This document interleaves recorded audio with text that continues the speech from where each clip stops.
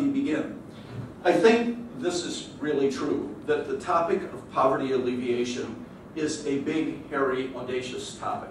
It is gigantic. So I take a little children's, riddle, how do you eat an elephant? One bite at a time. What does an elephant taste like? It tastes like chicken, of course, okay? So it is impossible in 90 minutes to talk about everything that's connected to this particular topic. And so perhaps some of you know this metaphor about the 7 blind men feeling an elephant.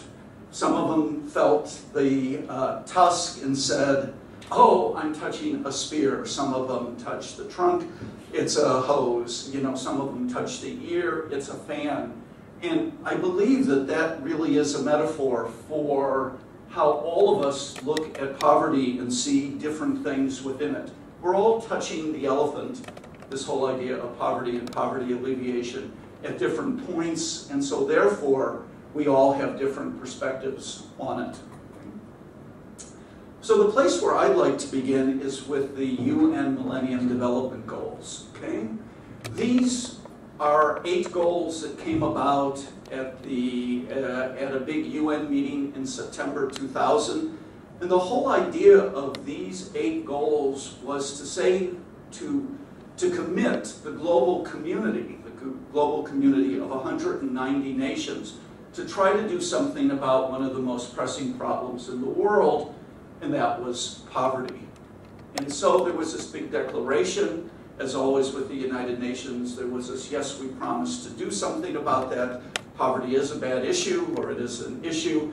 But one of the really interesting things was that out of this declaration came these 8 goals with numeric defined targets.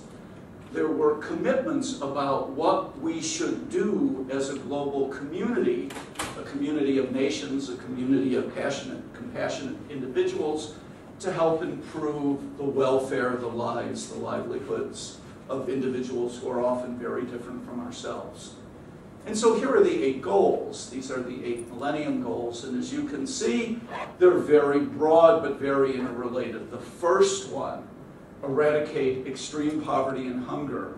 Extreme poverty, people that live on less than maybe $1.25 US a day, achieve universal primary education, promote gender equality. You can see all 8 up there, okay?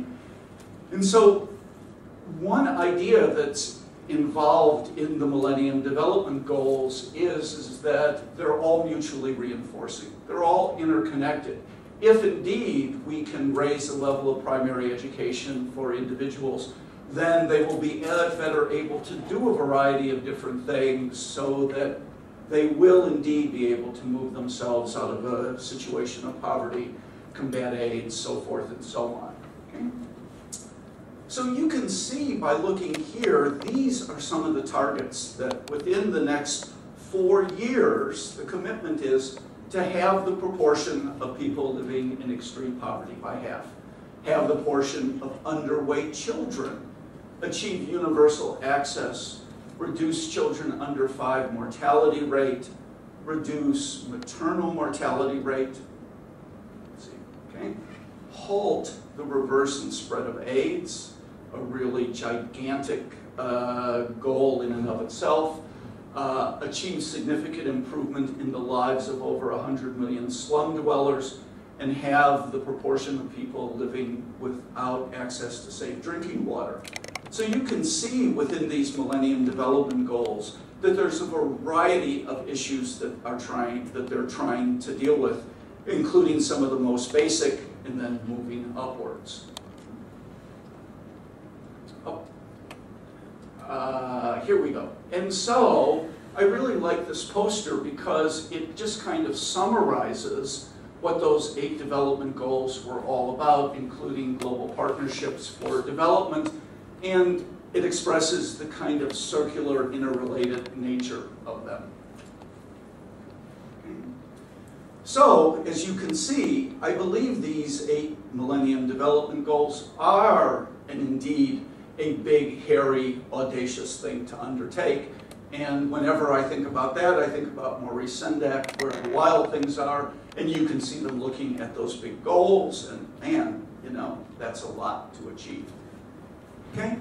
So just a summary, because this is what we'll be working on.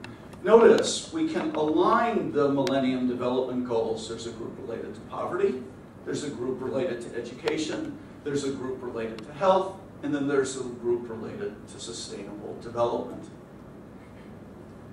Okay. But at the same time that the UN was working on these big things, there were some things going on in the academy, meaning people thinking about the issue of poverty. And perhaps you may recognize this piece.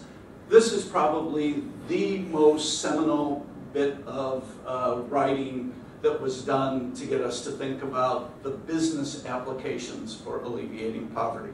This is the original article done by C.K. Prahalad and Stu Hart, who was here last fall, talking about finding the fortune at the bottom of the pyramid, which ultimately led to this book, both in English and in Spanish, which was C.K. Prahalad's further elaboration of his ideas.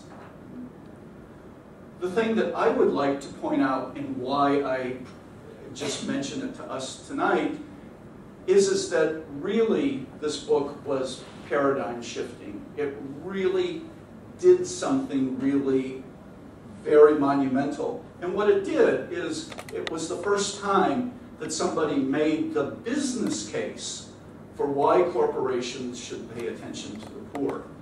And in so doing, they brought the issue of poverty not from a social policy standpoint, but brought it directly into the schools of business, which is why we're talking about it, and actually defined a complete new area of study for people like me as an academic. Okay, so that's how we get into it in terms of us. Okay, so truly this was a revolutionary way of thinking, and when we get to the active problem solving part of tonight, this is really what I'd like for us to be thinking about, that the poor are indeed an active market, and they can be, with the right perspective, a source of innovation that can then actually move up and down all levels of